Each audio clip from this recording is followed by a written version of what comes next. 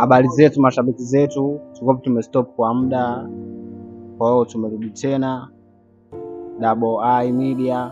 Tumekuja leo na story ya mtu mmoja ambaye alikuwa ni mtu maarufu sana ambaye alikuwa anaitwa Anthony LaVey.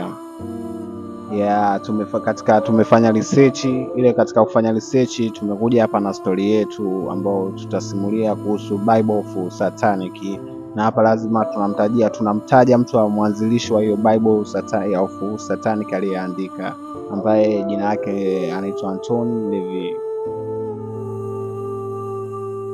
Ambaye tunasema Anthony LaVey, huyu ndo tunasema bwana huyu alikuwa ni papa wa kwanza, papa mweusi. Yani maana ukishasema kitu cheusi, na imagine watu wengi mnajua, yani kitu cheusi siku zote ni kitu cha gizani. Kwa hiyo huyu hapa bwana ndio mtu alirudisha tena hii dini ya kishetani tunayosikia leo huku hata mtaani nini. Huyu bwana ndo alirudisha. Kwanza Anthony LaVey, story yake kiufupi, huyu bwana alikuwa ni mpiga gitaa ambaye alikuwa anapiga gitaa ile kwenye mida ya michezo ya sarakasi, anaenda anapiga gitaa nini, watu wanaburudika.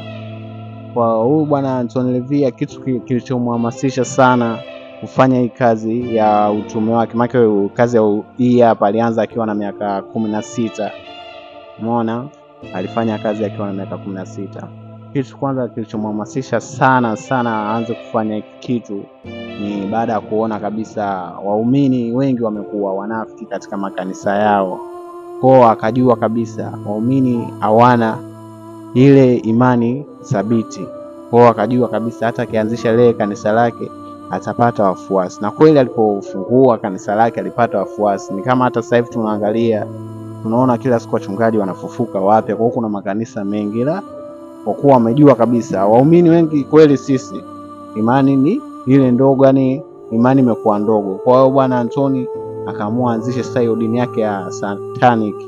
Kipindi hicho ukiangalia katika hiyo karne ya 20 watu wa kuona maajabu sana, maana karne ya 18 zilikuwepo. Kama kuna hiyo hapo dini moja ilikuwa inaitwa Vedo, ambao ilikopo Uingereza huko, na wenyewe walikuwa wanafanya sana misa hizi za kishetani.